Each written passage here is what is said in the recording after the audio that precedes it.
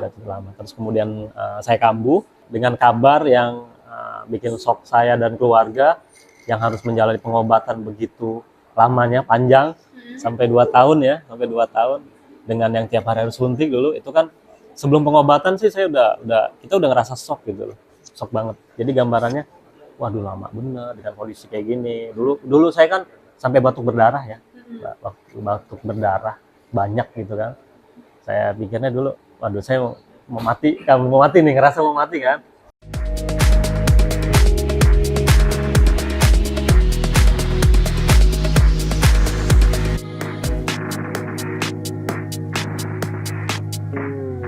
Halo Sobat SMSI, kembali lagi di Kongsi, Kongko bareng SMSI. Kali ini saya Eva Pardiana bersama tim SMSI Kota Bandar Lampung sedang kongko di salah satu kafe yang ada di seputaran Pahoman Bandar Lampung. Namanya Kala Cafe and Space. Nah ini tempatnya lumayan cozy ya buat kita nongkrong-nongkrong bareng teman, keluarga, pasangan atau rekan kerja. Nah yang namanya kongko, nah SMSI Bandar Lampung nggak sendirian. Hari ini di episode kali ini kita sudah mengundang ke teman-teman dari Sobat Sehat Lampung, yaitu komunitas yang mendedikasikan dirinya untuk membantu penyembuhan atau menekan angka penderita TBC atau tuberkulosis di Provinsi Lampung. Nah, di sebelah saya sudah ada 2 orang narasumber yang luar biasa kiprahnya. Ada Bang Ardiansyah. Bang Ardiansyah ini adalah Ketua Sobat Sehat Lampung. Betul ya Bang? Nah di sebelah Bang Ardiansyah ada Mbak Ulfatun Nisa, atau biasa dipanggil Mbak apa tadi Mbak? Boleh Mbak Nisa, boleh Mbak Uul. Boleh Mbak Nisa, boleh Mbak Uul. Biar gampang saya manggilnya Mbak Nisa aja ya. Mbak Nisa ini beliau adalah PIC atau penanggung jawab dari lapor TBC. Nah, bicara soal TBC ya teman-teman, mungkin pemirsa SMSI, Sobat SMSI dan masyarakat secara umum sudah sering dengar ya nama penyakit yang satu ini. Cuman untuk mengetahui informasi lebih detail, bagaimana pencegahannya, lalu seperti apa sih mendeteksi penyakitnya, lalu bagaimana pengobatannya. Nah, kita nanti bisa ngobrol-ngobrol sama teman-teman dari Sobat Sehat Lampung. Nah, sebelum kita bahas soal TBC-nya, kita mau nanya-nanya dulu nih ke Bang Ardiansyah. Bang Ardi ya, apa sih Bang Sobat Sehat Lampung? Nah dulu waktu ini berdiri, kapan dan apa yang melatar belakangnya? Ya. Jadi Sobat Sehat Lampung itu berdiri atas kita kumpul pasien, terus kemudian penyintas, yang sebelumnya kan saya juga pasien TBC yang memang sudah resisten obat. Jadi emang pengobatannya panjang. Kalau dulu itu 19 sampai 24 bulan pengobatan. Itu suntik setiap hari selama 8 bulan. Nah, jadi memang kita ngobrol, itu minum obat, suntik dan di Abdul Muluk, itu Rumah Sakit Abdul Muluk. Jadi dari situ kita dulu awalnya ada paguyuban pasien namanya. Paguyuban pasien. Paguyuban pasien. Jadi kita emang sebagai wadah ngobrol antar sesama pasien, keluh kesahnya terkait itu pengobatan, terus terkait itu efek samping obat, sampai ke pelayanan nakesnya. Jadi emang kita buat tuh paguyuban, jadi emang untuk menyerap aspirasi pasien-pasien. Dan kebetulan dulu juga saya dipercaya sebagai ketuanya dulu, ketua paguyuban. Jadi, nah setelah saya selesai pengobatan, terus kita ngobrol tuh sesama penyintas. Kayaknya kita butuh emang kelompok komunitas yang memang untuk mewadahi teman-teman penyintas dan pasien juga agar lebih kita pantau untuk hak-hak pasien, hak-hak mereka dalam pengobatan dan hak-hak lainnya gitu kan. Jadi memang akhirnya kita sepakati bertemu, terus kita bentuk dulu namanya sebelum Sobat Sehat Lampung ya Mbak ya. Dulu ada Badak. Apa tuh?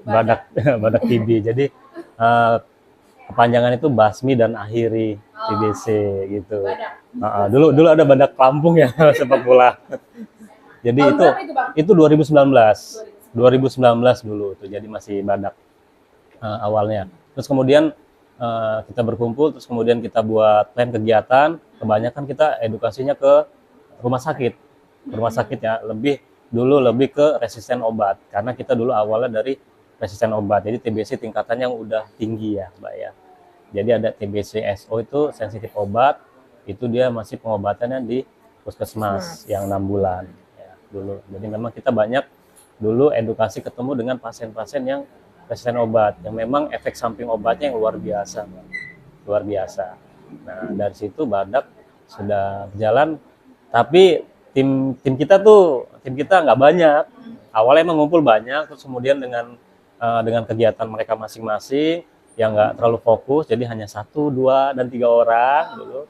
Lama-lama terkikis, terus kemudian itu sempet kegiatannya sudah menurun tuh. Jadi hanya saya 1, 2, 3 orang lah yang datang, karena memang untuk mengumpulkan para penyintas itu memang agak susah. Awalnya memang komitmen sih, terus kemudian mereka dengan kegiatannya, terus kemudian dengan latar belakang mereka yang masih single ya. Masih single, yang perempuan, yang laki, jadi agak sedikit menutupi histori mereka kalau memang pernah kena TBC gitu sih. Nah, setelah itu di tahun 2021 kita kan tergabung di jejaring nasional. Jejaring nasional itu namanya POP. Jadi perkumpulan organisasi pasien. Jadi nasionalnya kita bergabung di sana. Jadi seluruh iya, POP 2021. Jadi seluruh organisasi pasien TBC dari seluruh provinsi itu ada, dulu saya tergabung masih ada 22 OPT, organisasi penyintas TBC itu tergabung di POP secara nasionalnya. Jadi di tahun 2022, nah kita melegalisasi yang awalnya tadinya Badak. Nah, ternyata kita setelah koordinasi dengan teman-teman namanya berubah menjadi Sobat Sehat Lampung, dan itu resmi di bulan September 2022. Nah, itu sih. Jadi tujuan kita Sobat Sehat Lampung itu intinya membantu penanggulangan TBC di Indonesia, secara khususnya di Provinsi Lampung. Nah, dan memang untuk di Indonesia sendiri kan ini sekarang peringkat kedua, Mbak. Seluruh dunia ya, peringkat kedua. Peringkat kedua. Dan kalau saya ingat sih itu kasusnya di tahun 2024 itu 1 juta lebih kasus baru. 1 juta lebih kasus baru. Kasus baru gitu. Untuk di Provinsi Lampung sekitar ada 21.000, 2025 ini aja 21.000. Gitu. Itu TBC ya, TBC, bukan hanya kita ngomongin resisten obatnya, SO dan RO-nya. Itu sih. Jadi kita ada kesamaan visi dan misi dari teman-teman gitu, dan akhirnya dari 2021 itu saya mulai mendapatkan puzzle yang yang tersebar gitu kan, 1, 2, 3 orang, dan akhirnya mereka mau benar-benar ikut mendedikasikan mereka untuk penanggulangan TBC. Waktu 2022 resmi terbentuk Sobat Sehat Lampung, itu ada berapa tuh Bang yang bareng-bareng ngediriin? Yang bareng-bareng? Iya. Kalau di 2022 itu emang kalau untuk yang itu digabung ya Mbak, aktif dan tidak aktifnya. Nah, jadi samar-samar lah. Itu sekitar, kalau kita kan ada grupnya sekitar 20 orang. 20 orang itu yang memang benar-benar aktif tuh sekitar 10 orang. Ini udah 3 tahun ya, ini udah September 2025, udah genap 3 tahun Sobat Sehat Lampung berdiri. Nah, masih dengan orang-orang yang sama tadi, 20 orang atau makin banyak? Kalau untuk sementara ya 10 orang yang aktif. Jadi kalau untuk sisanya yang 10 orang itu atau lebih itu biasanya kalau kita ada kegiatan event-event tertentu itu baru mereka bisa, dan mereka nyesuaiin waktunya sih kadang-kadang. Mereka kan ada kegiatan juga, mereka ada kerja, gitu, ada kegiatan lain, ada yang luar kota. Jadi itu mereka sesempatnya aja kalau lagi gabung ke kita.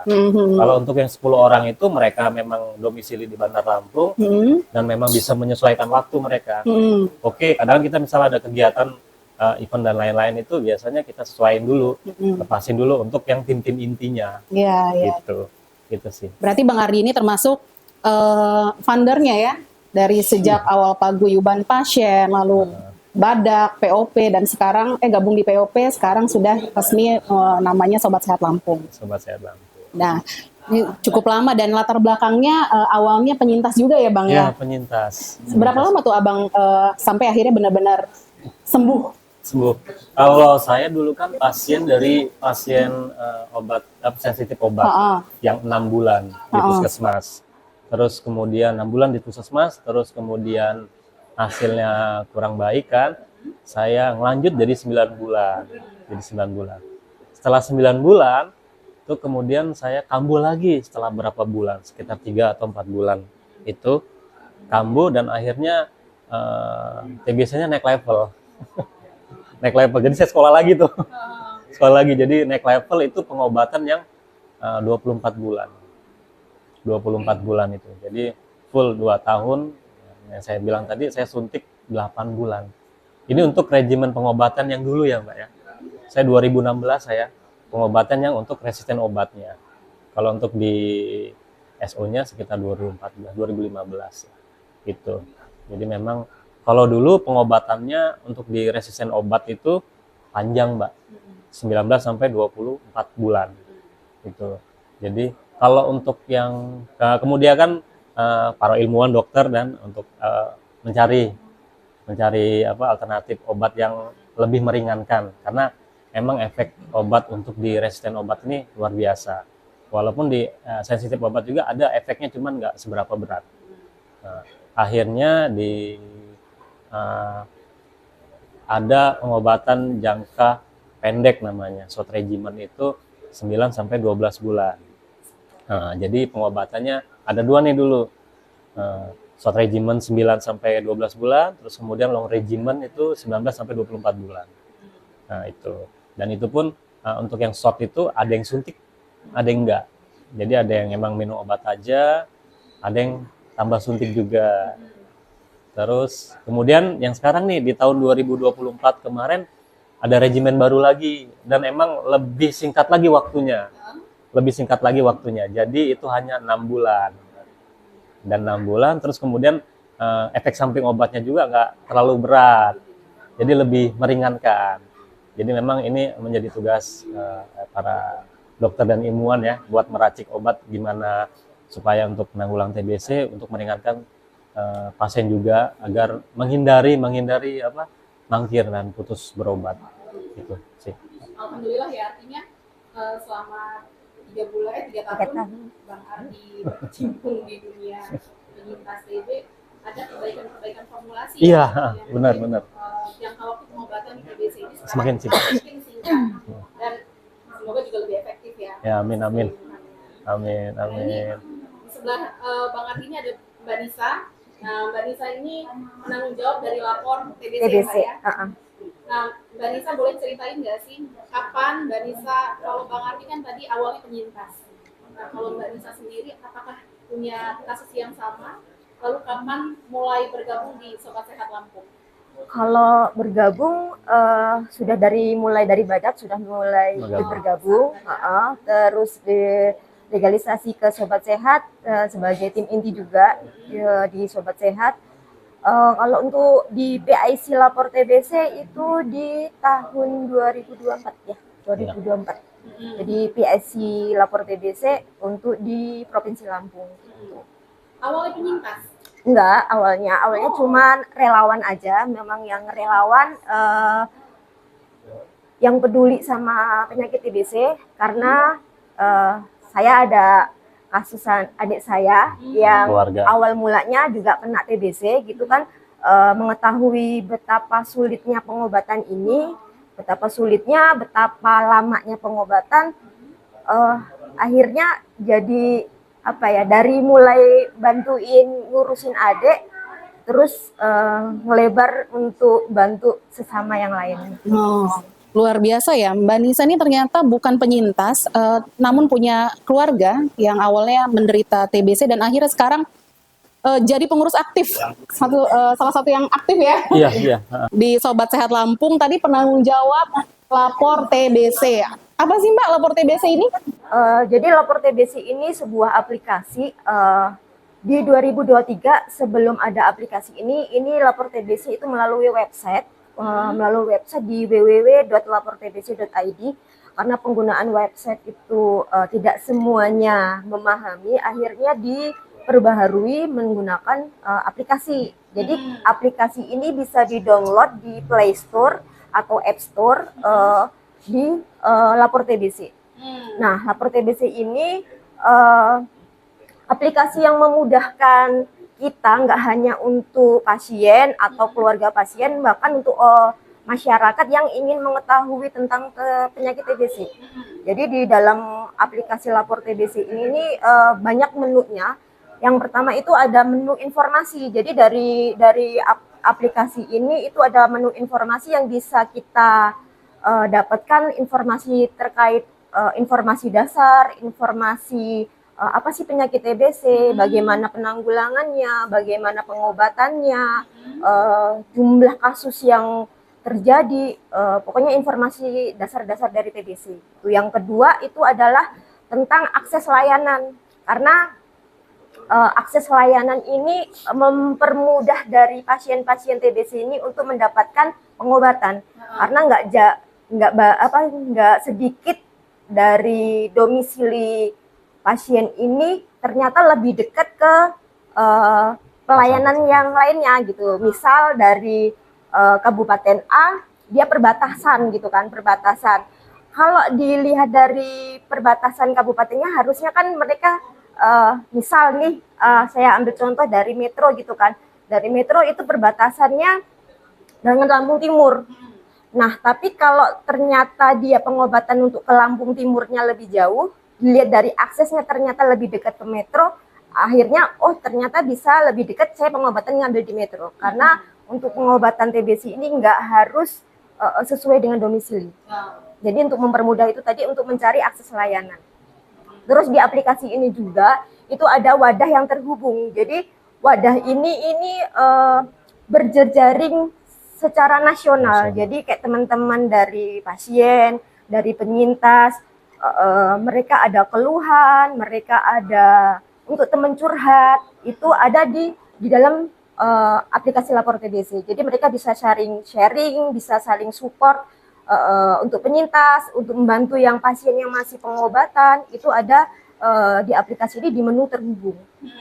Dan yang paling penting itu adalah di aplikasi ini ada menu untuk pelaporan, untuk lapor. Jadi karena itu tadi, karena masih banyaknya stigma dan diskriminasi yang ada terkait tentang penyakit TBC ini, gitu mereka mendapatkan stigma, mendapatkan diskriminasi terkait pengobatan, mungkin akses layanan, mungkin dari pelayanan di vaskes gitu kan.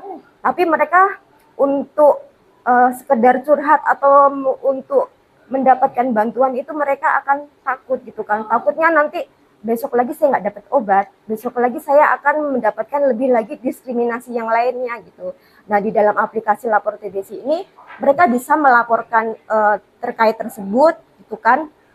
Jadi nanti akan disamarkan, akan dari Lapor TBC tadi ini akan menindaklanjuti selanjutnya gitu. Karena nggak cuma dari akses layanan, mereka juga dapat misal ada gangguan di psikologis gitu kan. Di psikologis gitu mereka, karena pengobatan yang lama, obat yang banyak, efek samping yang berat, mereka kan pasti akan terganggu psikologisnya. Nah, mereka bisa nanti melanjutkan untuk ke Lapor TBC, dan nantinya bisa diarahkan untuk ke kontak responder. Jadi ada kontak selain Lapor TBC, kalau masalah terkait dari psikologis akan diarahkan dari Lapor TBC untuk menghubungi kontak responder. Nah, kalau ada gangguan, misal ada diskriminasi terkait seperti mungkin pekerjaan, kan banyak juga kan kasus-kasus pasien dari karyawan karena masih ada tingginya stigma, akhirnya ada ada PHK secara sepihak, ada pemotongan gaji, seperti itu masih banyak. Dan itu nanti dari Lapor TBC itu nanti akan diarahkan untuk ke paralegal. Jadi kami juga ada paralegal, tim paralegal kami yang sementara ini masih adanya cuma di Bandar Lampung. Kami ada Paralegal. dua paralegal. Jadi nanti akan diperbantukan untuk menangani kasus tersebut. Oh, ternyata masalah yang dihadapi para penderita TBC ini nggak sekedar masalah kesehatan ya. Tadi Mbak Nisa sempat bahas juga gangguan psikologis yang dialami para penderita. Lalu tadi ada juga diskriminasi, bahkan di dunia kerja mungkin ada diskriminasi yang dihadapi, sehingga perlu paralegal untuk mengadvokasi mereka ya. Nah, boleh ceritain nggak nih, mungkin Bang Ardi pernah langsung menangani kasus-kasus yang berkaitan dengan penderita yang sampai harus mendapatkan bantuan advokasi dari teman-teman Sobat Sehat Lampung? Ya, jadi sedikit saya jelaskan lagi, lapor TBC ini sudah secara nasional ya Mbak, bukan hanya di Lampung. Jadi memang kegiatan aplikasi ini memang dari jaring kita di pusat itu POPTB, jadi menurunkan bertanggung jawab ke tiap-tiap OPT untuk mengedukasi bahwa ada aplikasi lapor TBC. Dan isinya tadi mungkin sudah disampaikan sama Mbak Nisa tadi cukup jelas, tadi ada informasi, terus ada aduan, terus ada wadah terhubung, terus aduan juga berupa yaitu aduan untuk pelayanan kesehatan, stigma dan lain-lain ya. Sampai dan akhirnya terhubung misalnya ada gangguan psikologis, itu ada responder hotline. Dan responder hotline juga itu untuk di Lampung itu PIC juga Mbak Nisa. Mbak Nisa. Jadi memang kalau untuk di sini kan hanya lewat chat ya Mbak ya. Chat, ngadu dia, dan itu pun tetap kita rahasiakan namanya untuk kita telusuri juga. Dan memang untuk laporan seperti itu juga kita nggak langsung kita terima mentah-mentah. Jadi kita telusuri juga, jadi dari cerita pasien, dari sisi pasien, terus kemudian dari sisi misalnya pihak yang terkait, misal dari pasienkes yang memang ada stigma, kita telusuri lagi. Kita mediasi, kita tanya dulu juga benar atau enggak, dan akhirnya kita pertemukan dua belah pihak, kita mediasi benar atau tidak. Jadi tidak secara merta kita mentah-mentah kita terima laporan-laporan dari masyarakat atau pasien yang dilapor TBC. Gitu. Kita telusuri lagi lah gitu. Jadi terus kemudian ada laporan untuk yang tadi nyambung ke paralegal. Paralegal di Lampung kita ada PIC penanggung jawabnya itu ada Mbak Keke, dan di sini ada Mbak Dita juga, ada dua paralegal, dan beberapa kasus memang sudah pernah kita tanganin. Jadi salah satunya juga ada untuk di pekerjaan. Jadi di pekerjaan mungkin saya nggak akan sebut nama kantornya, dan pasiennya juga ada masalah untuk di soal gaji. Nah gaji untuk dari si pasien itu bercerita, jadi kok saya dapat gaji nggak utuh,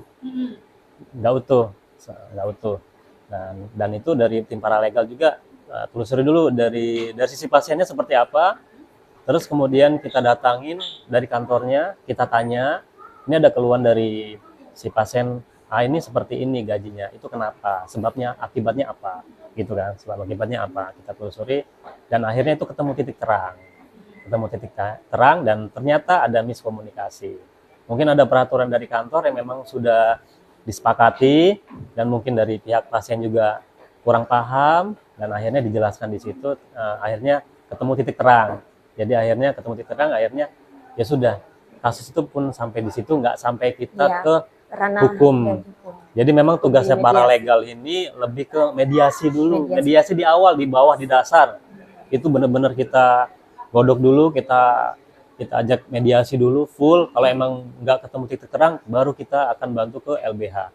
Dan itu pun dengan syarat memang si pasien itu, si pelapor ini benar-benar memang membutuhkan, memang dari cerita dia itu benar-benar gitu real, dari tidak ada rekayasa dan lain-lain, kita yakinin, dan kita akan kita ajukan ke lembaga bantuan hukum. Dan memang kita kerjasama juga kan dengan lembaga bantuan hukum.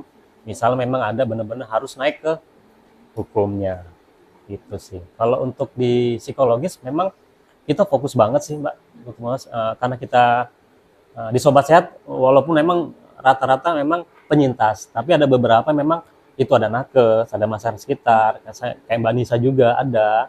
Kita terbuka lebar sih untuk itu, karena memang kalau dulu saya fokus untuk di penyintas, dan ternyata saya merasakan kesulitan juga untuk mengajak teman-teman penyintas yang memang satu visi dan misi, dan memang dia mau mendedikasikan dirinya full untuk untuk sama-sama kita ini, karena mereka mungkin lihat resiko dan ininya. Nah, untuk psikologis memang kita fokus banget, karena untuk di medis itu udah tugasnya para Medis, tim medis ya, nakes, dokter dan lain-lain itu kita fokus emang ke psikologis mereka, ya. psikologis mereka. Karena memang saya juga riset waktu saya juga jadi pasien, saya gambar, saya kumpulin, terus kemudian saya jadi pendamping juga. Ternyata mereka banyak, bukan masalah di pengobatannya aja, ternyata banyak faktor-faktor lainnya gitu. Dia pengobatan rajin, bagus, tapi faktor lain ada yang nggak sejalan dengan dia. Misalnya memang dia makannya susah, tidurnya susah, terus kemudian ada masalah keluarga, terus mentalnya terganggu. Itu salah satu faktor yang akan menghambat kesembuhan dia gitu. Jadi kita edukasi itu lebih banyak ke psikologisnya. Walaupun memang tetap ada kita sampaikan untuk ke pengobatannya, tapi lebih dalam lagi kita gali apa yang menjadi masalah mereka yang di rumah atau dan lain-lain. Makanya ada kegiatan-kegiatan kita banyak sih, lebih ke psikologis juga ada. Ini saya baca di banner ini dalam kondisi pengobatan TBC 40-70% orang dengan TBC mengalami rasa cemas hingga depresi. Iya. Nah, selaku pernah mengalami apa sih Bang yang bikin rasa cemas dan depresi itu tiba dan akhirnya bisa menghambat proses pengobatan? Karena dulu saya dari pengobatan awal ya, SO, udah pernah mengalami 6 bulan pengobatan. Kalau kita pikir kalau 6 bulan pengobatan itu ya udah lama ya, udah cukup lama. Terus kemudian saya kambuh dengan kabar yang bikin shock saya dan keluarga, yang harus menjalani pengobatan begitu lamanya, panjang, sampai 2 tahun ya, dengan yang tiap hari harus suntik dulu. Itu kan sebelum pengobatan sih saya kita udah ngerasa shock gitu loh. Keluarga udah shock, apalagi kita yang mengalami itu shock banget. Jadi gambarannya, waduh lama bener dengan kondisi kayak gini. Dulu saya kan sampai batuk berdarah ya, batuk berdarah banyak gitu kan. Saya pikirnya dulu, waduh saya mau mati nih, ngerasa mau mati kan. Emang kalau untuk TBC ini bawaannya memang karena memang kalau ini kan kita biasanya panas demam ya Pak. Panas demam, terus emang salah satunya bawaannya gelisah juga, cemas, terus malam itu berkeringat, terus dulu kita emang berat badan itu kan susut terus, tapi emang setelah jalani pengobatan itu kayak seperti batuk itu udah mulai cepet hilang sih Mbak. Kalau emang kita pengobatan sih cepet hilang. Terus tadi menjalani pengobatan cemas hingga depresi itu salah satunya apa? Yang dipikirin itu, jadi minum obatnya udah banyak Mbak. Dulu saya sampai 13 butir. Sehari? Iya. Itu kalau saya dulu kan 13 ya. 7 langsung saya minum. Terus selang berapa menit langsung 6 saya minum. Dan itu dulu berobat. Kita minum obat di rumah sakit. Minum obat di rumah sakit itu full kayak diisolasi lah Mbak ya. Sekumpulan diisolasi. Minum obat dulu, setelah minum obat selesai baru suntik, baru boleh pulang. Gitu. Jadi beda-beda tipenya minum obatnya. Ada yang pakai pisang, ya, ada yang pakai roti, gitu. Beda-beda. Ada yang harus satu-satu dulu. Jadi setelah minum obat itu kita efek samping obatnya banyak Mbak. Ini untuk yang resisten obat ya, yang emang levelnya udah tinggi. Jadi efek sampingnya banyak. Efek sampingnya salah satunya mual pusing itu yang paling umum terjadi di semua pasien. Mual pusing luar biasa mualnya, mau makan kadang nolak nih perut, muntah lagi gitu kan. Itu yang paling sering. Terus kemudian ada yang gatal-gatal, linu-linu itu badan, itu efek samping obatnya salah satunya. Terus kemudian sampai ke arah halusinasi. Jadi ada obat yang memang mancing halusinasi. Dan itu memang kalau tidak didampingin dengan, yaitu ada pendamping minum obat namanya PMO. Namanya kita PMO. Itu biasanya untuk keluarga, pasangan, ibu, ayah, atau anak gitu, dampingin obat. Jadi memang yang dibutuhkan pasien itu biar nggak depresi, karena dengan pengobatan yang panjang, terus kemudian efek samping yang luar biasa, itu salah satunya kuncinya ada di keluarga. Orang yang paling terdekat pasti keluarga, Mbak. Keluarga itu paling yang harus menjadi perhatian lebih, gitu. Itu kuncinya dari keluarga dulu, gitu. Tapi kalau dari keluarga aja sudah mengucilkan, dan itu banyak, Mbak, kejadian. Banyak keluarga yang mengucilkan, tidak didukung, misalnya hanya untuk ngambil obat aja kadang susah ya, susah. Misalnya jadwal ngambil obat untuk menemani si pasien ngambil obat, misalnya yang anaknya atau pasangannya itu nanti telat-telat akhirnya nantilah nggak didukung full biasanya, kadang malah lewat ya. Iya. Udah seharusnya jadwal ngambil obat nih dengan pasien, karena ini nggak bisa, nggak ada yang nganterin Mas. Belum lagi nanti kendala ekonomi memang udah keluarga nggak mendukung, terus dia mau berangkat sendiri tidak ada uang kan, mau berangkat gimana Mbak, bingung. Dan akhirnya itu ada teman-teman dari Sobat Sehat, atau kalau di sini yang bertanggung jawab besar di Provinsi Lampung itu ada namanya Inisiatif Lampung Sehat, Mbak. Inisiatif Lampung Sehat, dan saya pun tergabung di situ juga. Dan mayoritas teman-teman di Sobat juga masuk ke Inisiatif Lampung Sehat karena atas rekomendasi kita juga, Sobat. Dan memang kita bermitra, dan memang biasanya mereka Inisiatif Lampung Sehat menanyakan gitu, kalau untuk kita butuh pendamping nih dari Sobat Sehat, gambarannya seperti apa, ada nggak penyintas yang ini rekom gitu kan yang bisa diajukan. Itu makanya akhirnya rata-rata masuk. Salah satunya terakhir yaitu si paralegal kita dua itu, Mbak Dita dan Mbak Keke, itu awalnya emang dari Sobat, terus ada permintaan, ada dari Inisiatif Lampung Sehat membutuhkan pendamping, saya rekomendasikan mereka, dan akhirnya mereka juga tergabung di Inisiatif Lampung Sehat. Gitu sih. Jadi memang kalau untuk kecemasan itu banyak cerita, Mbak, kita psikologis sampai ke masalah yang paling intim, bener ya, keluarga. Itu mereka cerita curhatnya full. Nah itu salah satu tugas kita di komunitas, memang untuk menjaga hak-hak mereka dari keluarga, dari stigma dan lain-lain. Terus kemudian memang ada, kalau ada keluhan dari pekerjaan, dari masyarakat gitu. Jadi selain tadi lamanya proses pengobatan, efek samping yang dihadapi, belum lagi stigma menular tadi yang dihadapi tidak hanya dari pihak luar tapi juga di internal keluarganya, bahkan kurang support, akhirnya Sobat Sehat Lampung ini punya pendampingan secara psikologis juga ya untuk teman-teman yang saat ini mungkin membutuhkan pendampingan dari teman-teman Sobat Sehat Lampung. Ini bisa langsung download, unduh aplikasi Lapor TBC, sudah ada di Play Store. Nggak cuman para penyintas, tapi teman-teman yang mungkin punya keluarga atau pengen tahu lebih dalam tentang TBC, bisa juga unduh Lapor TBC. Karena kalau tadi dengar dari kasus-kasus yang dihadapi para penyintas, kesadaran dalam mengobati kasus TBC ini nggak cuman harus ada dari dalam diri penyintasnya, lingkungan, masyarakat secara umum juga harusnya ini ikut terlibat ya. Nah ini Mbak Nisa kan bukan penyintas, tapi sudah sejak awal tergabung di Sobat Sehat Lampung ini.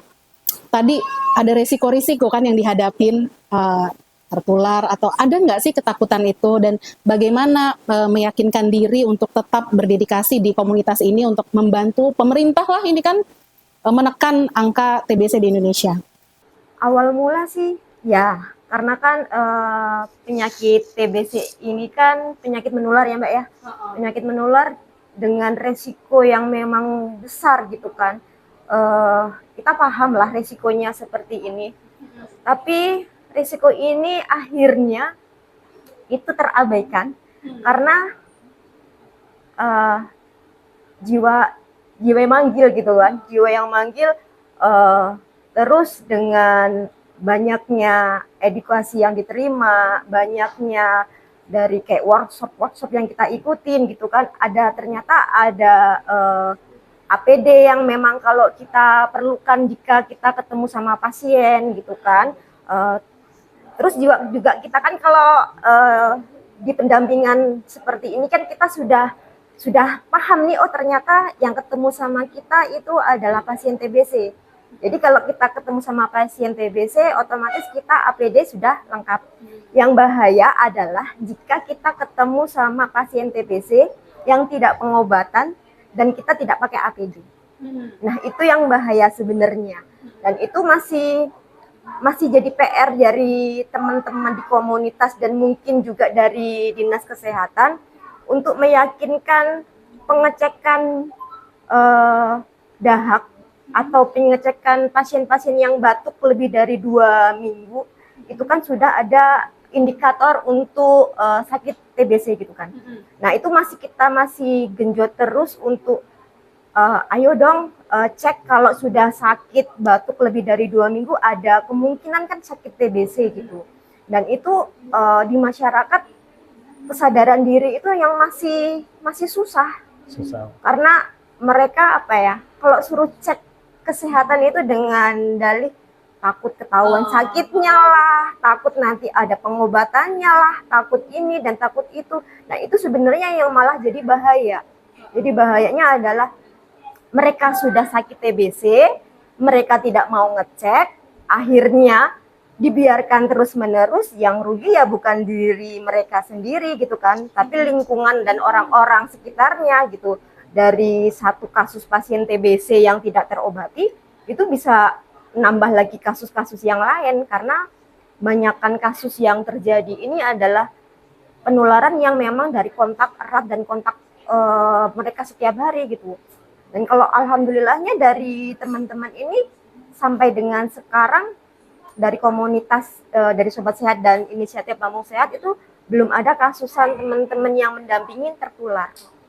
Jadi dari situ akhirnya kan jadi insya Allah kita niat baik, insya Allah sama Allah juga akan ada timbal balik yang baik juga. Itu aja sih Mbak. Jadi selain tadi antisipasi APD segala macam, Mbak Nisa juga sudah mempelajari Leo nih kalau misalnya orang yang terindikasi punya penyakit TBC itu udah bisa kelihatan dari luar nggak sih Mbak? Bisa. Oh, nah ini tadi ada orang-orang yang belum aware kalau dia menderita lalu malas melakukan pengobatan. Nah, ini bisa diedukasi nggak nih teman-teman Sobat SMSI, seperti apa sih gejala-gejala awal penderita TBC itu? Terus kalau misalnya ada indikasi nih kita lihat teman, keluarga, atau bahkan kita sendiri mengalami itu, apa yang harus kita lakukan? Untuk indikator terkait gejala sakit TBC itu biasanya yang umum itu adalah batuk lebih dari 2 minggu.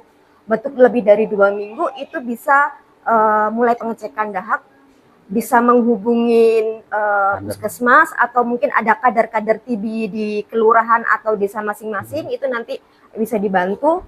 Setelah dari batuk yang lebih dari 2 minggu, ada demam, ada keringat dingin di malam hari tanpa aktivitas apapun, bahkan ada yang hujan deres tapi keringetnya kayak kita habis mandi. Iya, habis mandi keringet, badan tuh basah semua badannya.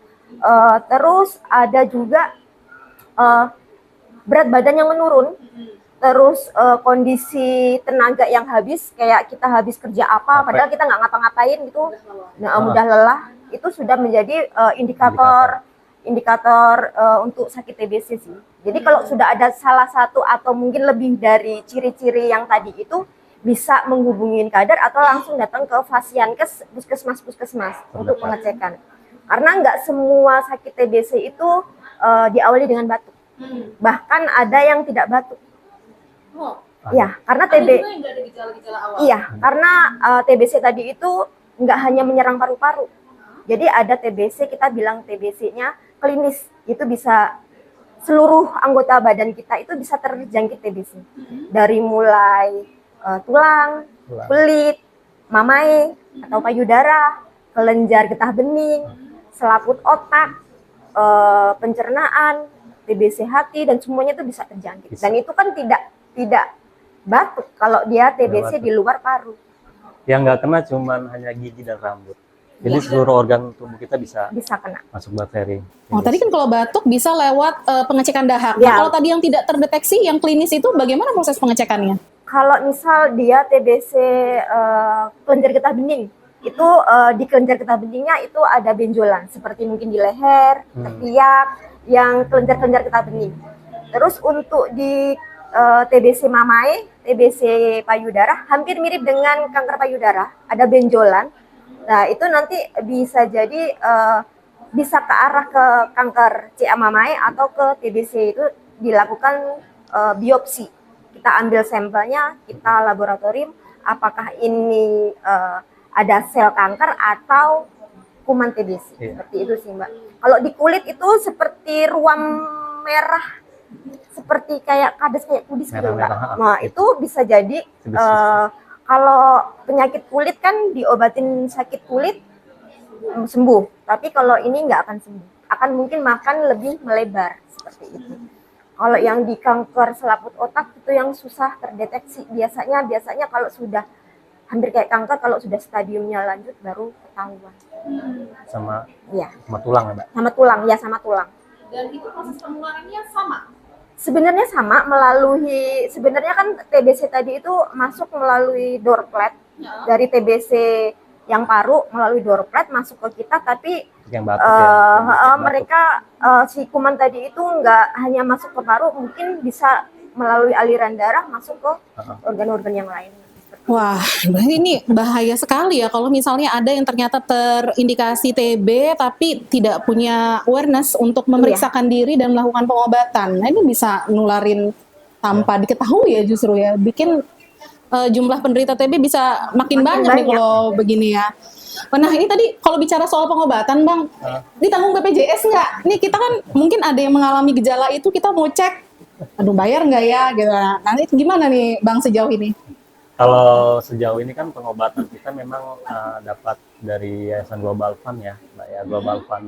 Global Fund itu yayasan dunia, Jadi ada turunan dari WHO, dan itu emang Global Fund itu donatur dari berapa puluh negara itu untuk pembiayaan, untuk pengobatan kita TBC di Indonesia. Bukan hanya di Indonesia aja sih, gitu. Jadi Global Fund itu hanya untuk bukan hanya untuk TBC aja, dan untuk HIV AIDS juga itu pembiayaan juga dari mereka, gitu sih.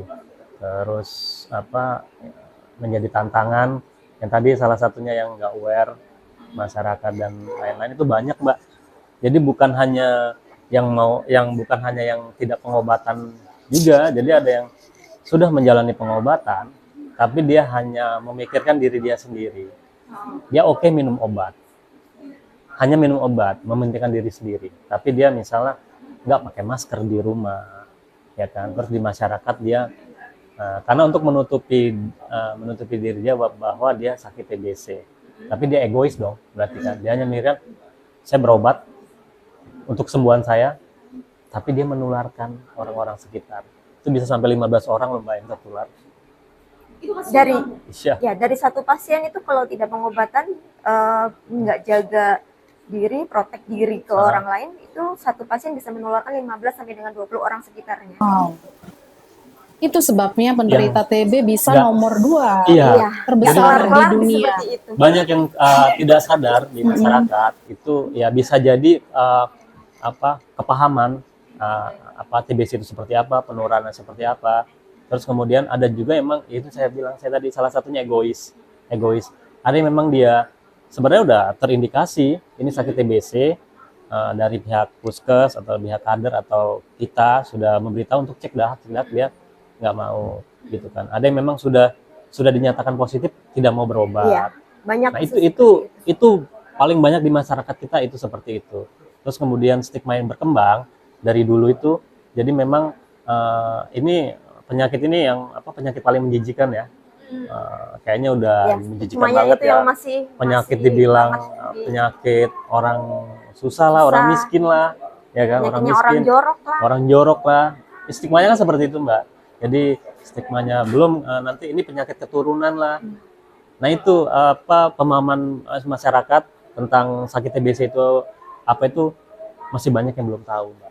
Jadi akhirnya misalnya kayak kita keluarga ada yang batuk, cuman ya masa bodoh, cuek aja gitu kan. Selagi dia masih bisa kerja, masih bisa aktivitas, ya udah gitu kan. Padahal itu udah terindikasi itu bahwa dia bisa jadi dia sakit TBC. Kenapa belum cek gitu kan? Belum cek. Itu yang bikin akhirnya kita basmi yang di atas, tapi yang di bawah itu udah ngakar banyak lagi. Kita habisin 100 orang, tapi yang menularkan itu udah hampir ribuan orang. Habis atas, ntar dia tumbuh tunas-tunas baru lagi, itu yang bikin susah kita. Nah, itu menjadi salah satu tugas dari komunitas selain dari pemerintah. eh, itu menjadi tugas kita. Jadi memang butuh edukasi lebih ke masyarakat. Mungkin juga harus ada penekanan-penekanan juga dari pemerintah juga. Bisa jadi, mungkin saya dulu sempat ngomong, dulu kan kita ada COVID ya, COVID. Jadi sebelum COVID itu masker, orang pakai masker itu pasti udah melihat ini penyakitan nih, ini sakit orang kan, sakit. Habis itu ada COVID, habis itu di mana-mana diberitakan, diiklankan lah kasus sekian, terus akhirnya itu sebenarnya buat orang akhirnya sadar kan, keluarganya ada ini, langsung cek, ini langsung cek. Jadi saya berpikirnya kenapa TBC, penanggulangan TBC itu nggak seperti itu gitu loh. Itu kan bisa jadi diumumin terus bahwa sakit TBC ini, terus diiklankan lagi, misalnya ada orang sekitar mohon dilaporkan gitu kan. Dari tingkat yang paling bawah, dari RT itu harus sudah standby sih, jadi RT siaga TBC gitu kan. Dari itu aja sebenarnya. Itu harapan saya sih sebenarnya, harapan kami juga itu sebenarnya untuk menekan lagi-lagi. Jadi memang misalnya ada dari kelasnya RT, kalau emang dari warganya itu ada yang terindikasi 1, 2, 3 orang itu, kalau bisa udah langsung cek dahak dong, harus dites dong. Itu kan dari RT dah. Nah, nanti kan akan menyebar dari lingkungan kelurahan, kecamatan dan lainnya. Itu sih. Jadi memang butuh, ya itu udah emang tugas dari pemerintah, Puskesmas, Pasienkes itu menjadi bagian komunitas juga, karena memang kita sudah menyatukan visi dan misi bahwa ikut bertanggung jawab dalam penanggulangan TBC gitu di nasional di Indonesia, terutama di Provinsi Lampung. Gitu. Nah, ini tadi ngomong-ngomong soal proses penularan, nah tadi bisa diluruskan nggak Bang? Jadi sebenarnya apa sih penyebab TBC ini dan bagaimana proses penularan? Kalau penularan sih, ya sebenarnya hampir sama dengan COVID ya. Sebelum ada COVID, emang kita TBC udah ratusan tahun ya, droplet ya. Jadi memang kalau untuk yang satu piring ya, satu tempat makan itu kan dalam artian masyarakat kita kan pasti ikut tertular juga ya. Tapi sebenarnya itu secara medis dan dokter juga udah menjelaskan tidak ada penularan kalau lewat itu. Tapi kita edukasi lagi. Jadi tidak serta-merta juga kita ambil kesimpulan bahwa yang satu piring, satu sendok dan lain-lain itu nggak bisa tertular. Tetap aman ada katanya. resiko penularan. Nah, tapi kita edukasi lagi tergantung. Kalau kita lebih detail lagi tergantung.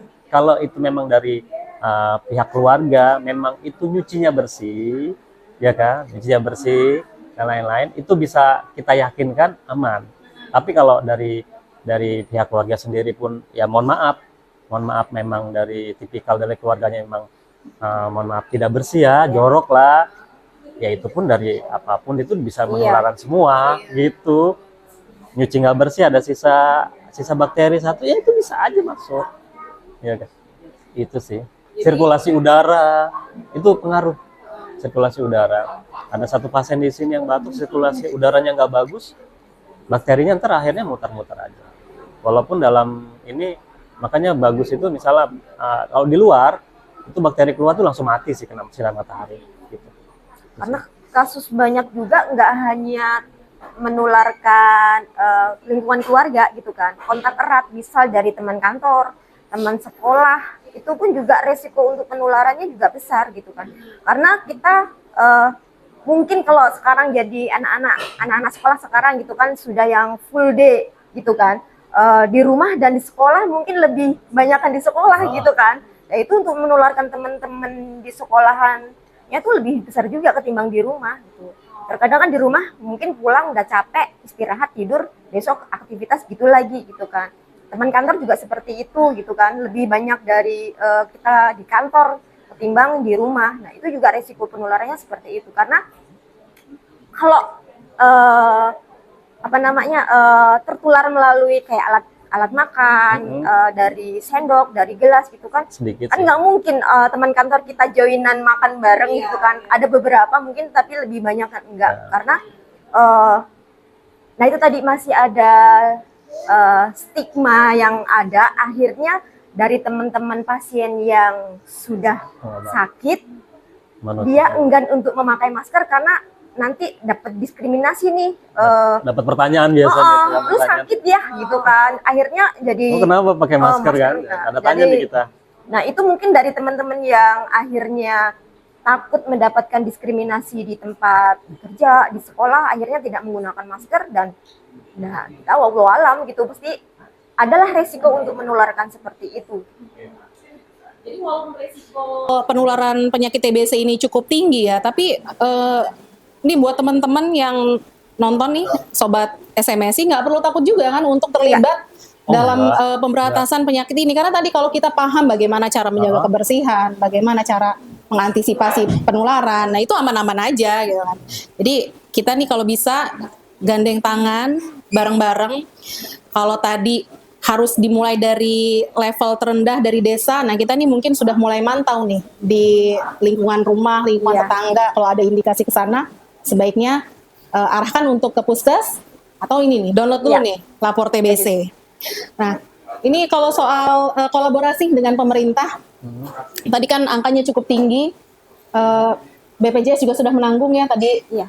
Di luar tadi ada bantuan juga dari pendanaan global. Nah, yang dihadapi pemerintah kita ini kalau sepengetahuan Bang Ardi apa sih yang bikin sulit menekan angka TBC ini sampai angkanya sebegitu tinggi gitu di Indonesia? Ya, itu sih Mbak, sebenarnya yang saya sampaikan tadi. Jadi tingkat kesadaran kita, kesadaran masyarakat kita tuh masih minim sih. Minim. Terus kemudian stigma untuk diskriminasi penyakit Iya, itu juga itu. banyak dan akhirnya tidak kesadaran masyarakat itu takutan jadi nggak mau ngecek lah dan lain-lain gitu. Nah, walaupun ada dari dinas kesehatan itu ada dari puskesmas kader-kader itu menelusuri. Jadi tracing kasus memang mencari kasus memang tugas mereka mencari kasus mereka. Cuman ada beberapa masyarakat itu kan memang tidak mau dicek dahaknya, ya kan, tidak mau, ya akhirnya nggak mau terlibat dengan apa itu TBC gitu. Ada memang misalnya ada laporan dari masyarakat tetangganya kayaknya TBC tuh, kasihan, ya kan, kasihan. Tapi setelah kita datangi juga, misalnya dari pihak dinas juga udah datangi, dari puskesmas juga menolak itu. Jadi memang akhirnya yaitu yang menolak pengobatan, menyebarkan secara tidak langsung kan, ya karena kita untuk tertular itu juga kita nggak langsung ya kayak COVID ya. Iya. Kalau COVID langsung tahu nih, Iya. tertular langsung kerasa nih gejala seperti apa. Nah kalau untuk TBC ini kita tertular, tapi kalau daya tahan tubuh kita kuat, itu nggak akan aktif. Jadi nggak akan inkubasinya aktif lama. gitu. Jadi ada inkubasi, masa inkubasinya itu. di dalam parunya lama. Tapi kalau masuk di orang yang memang imunnya lemah, sedang lemah ya, imunnya sedang drop down, itu cepet dia. Jadi memang ya begitu. Makanya ada kasus misalnya dia sakit dulu dari pengobatan, terus kemudian kambuh lagi setelah 5 tahun, setelah 10 tahun ada Mbak. Bakterinya masih ada. Bakterinya. Oh, jadi masih suatu ada. saat bisa Kambuh. aktif lagi. Wah, ini tugas berat kita semua ya. Dukungan pemerintah udah ada. Puskesmas juga sudah berupaya untuk melakukan tracing. Terus bahkan sudah ada pendanaan global juga. Tapi kalau misalnya masyarakatnya nggak aware, nggak mau komitmen, terutama para penyintas yang nggak mau tadi untuk melakukan pengobatan dan lain-lain. Nah ini bakal susah juga ya Bang ya. Nih kalau saya lihat kan teman-teman sobat sehat ini kebanyakan anak-anak muda nih Bang. Nih Kita nggak mudah sebenarnya. oh enggak, kalau ketua dan PIC lapor TB-nya kayaknya separuh lah, separuh muda. Tapi ini kita di sini nih ada kedatangan teman-teman dari Sobat Sehat Lampung, anak-anak muda loh. Nah ini gimana sih Bang, Bang Ardi, Bang Nisa, cara untuk mengedukasi gitu teman-teman untuk ikut terlibat di komunitas ini untuk membantu memberantas TBC di Provinsi Lampung? Kalau di awal sih memang kita agak kesulitan ya. Awalnya agak susah. Memang kita ngajak penyintas, terus kemudian kita ajak penyintas yang masih muda itu agak susah. Mm-mm.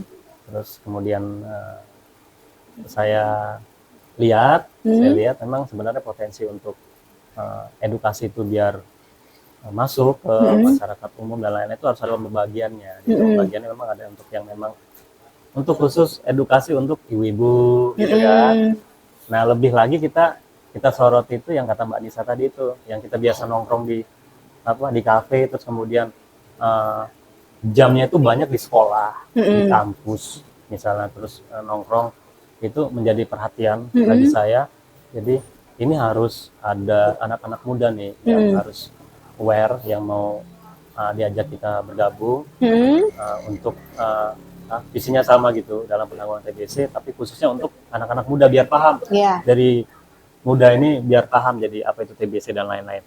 Karena selama ini mungkin ada seminar-seminar tentang TBC, ya kan, TBC di sekolah atau di kampus dan lain-lain, itu mungkin itu sangat formil ya. Agak bosan sih dengar seminar kesehatan. Yang disampaikan hanya biasanya berupa ya angka-angka, kasus, terus gejala, laporannya mau kemana. Jadi itu yang saya perhatikan, dan kita sepakat nanti ke depan kita akan ada kegiatan. Itu kegiatan namanya Edukasi Happy. Edukasi Happy itu jadi memang kita ada roadshow ke sekolah-sekolah, ke kampus. Itu kenapa edukasi happy? Jadi memang edukasi TBC happy itu jadi nggak dari kata happy-nya pun itu udah menarik tuh, menarik. Jadi memang isinya kita edukasi interaktif jadi. Edukasi tapi menyenangkan, nggak kayak seminar kan ngantuk kalau seminar. Interaktif. Belum nanti kita hostnya juga kita siapkan misalnya ya anak-anak muda lah. Yang ganteng, itu kan akan pasti menarik tuh. Di samping itu yang kita sampaikan isinya pasti intinya tentang TBC, itu penularannya seperti apa, gejalanya seperti apa, penanggulangannya seperti apa, terus apa yang harus dilakukan gitu, jika ada di lingkungan keluarga, masyarakat, gitu. Nah, kita mungkin edukasinya seperti itu. Jadi nanti ada kuis-kuis, ada misalnya lomba poster di forum itu, di hari itu juga. Jadi dadakan, jadi interaktif. Jadi itu sih yang kita lihat sih emang belum pernah ada, dan kita memutuskan kayaknya masuk nih kegiatan itu. Jadi ya doakan aja. Nanti kita nunggu gongnya kapan, dan mungkin nanti teman-teman di kampus, di sekolah, dan di tempat-tempat lain mungkin kita akan datangi dan kita akan jadwalkan.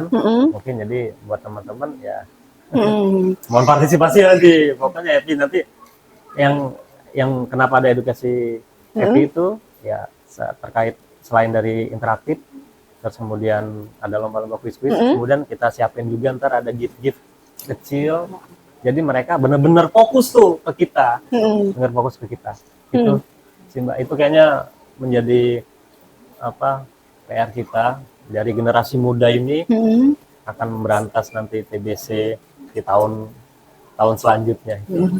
Semoga eliminasi TBC di 2030 memang di Lampung memang benar-benar nanti tercapai gitu. Walaupun nanti kayaknya lewat deh ya. Iya, tapi doain aja. Terkubur sama COVID lah. COVID. Jadi sebenarnya eliminasinya kan TBC bebas 2030. Itu programnya pemerintah Indonesia? Iya, 2030. Dengan kasus yang makin naik, malah bahkan gitu kan. Ditambah dengan COVID kemarin, jadi ya.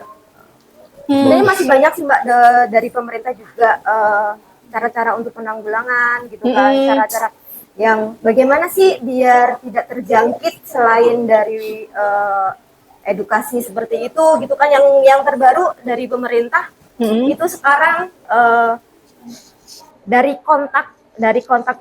pasien yang kita sering kontak itu ada metode baru seperti kalau dulu kan untuk pencegahan penyakit TBC itu melalui vaksin. Sekarang juga vaksin lagi proses, pemerintah lagi bikin vaksin, nggak cuma bayi yang BCG aja, lagi ada vaksin seperti vaksin COVID gitu kan, tapi yang sudah berjalan itu ada terapi pencegahan tuberkulosis, singkatannya dari TPT. Itu biasanya dari kasus kontak serumah atau mungkin kontak erat yang sering ketemu sama kita pasien-pasien TBC. Kita yang kontak bisa sama penanggulangannya kita minum TPT, terapi pencegahan tuberkulosis. Jadi obat pencegahan. Sekarang sudah berjalan.